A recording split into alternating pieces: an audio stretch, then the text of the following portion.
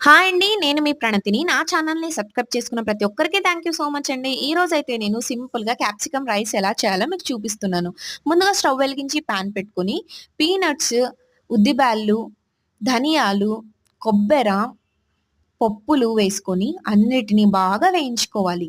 Mixie జార్‌లోకి తీసుకొని ఎల్లిపాయలు, రుచికి సరిపడా కారాన్ని వేసుకొని మెత్తగా మిక్సీ పట్టుకోవాలి. స్టవ్ వెలిగించి పాన్ పెట్టుకొని ఆయిల్‌నైతే వేసుకొని ఆవాలు, జీలకర్రనైతే వేసుకోవాలి. ముందుగానే కట్ చేసి పెట్టుకున్న క్యాప్సికమ్‌నైతే ఇందులో యాడ్ చేసుకొని పచ్చిమిర్చి వేసుకొని బాగా వేయించుకోవాలి.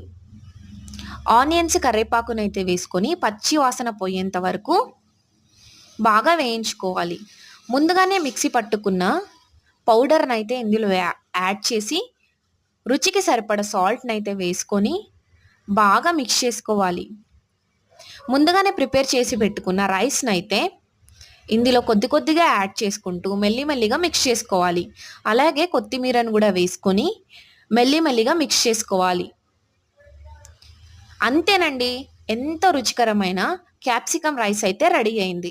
సో, ఇంట్లోనే మీరు ఒకసారి ట్రై చేసి చూడండి. ఇది మార్నింగ్ టిఫిన్‌లోకి కానీ, బ్రేక్‌ఫాస్ట్‌లోకి కానీ, అలాగే లంచ్ బాక్సులలోకి కానీ చాలా టేస్టీగా ఉంటుందండి. సో, ఒకసారి ట్రై చేసి చూడండి. ఈ వీడియో మీకు నచ్చినట్లయితే లైక్ చేయండి, షేర్ చేయండి, కామెంట్ చేయండి. అలాగే నా ఛానెల్‌ని సబ్స్క్రైబ్ చేసుకోండి ఫ్రెండ్స్.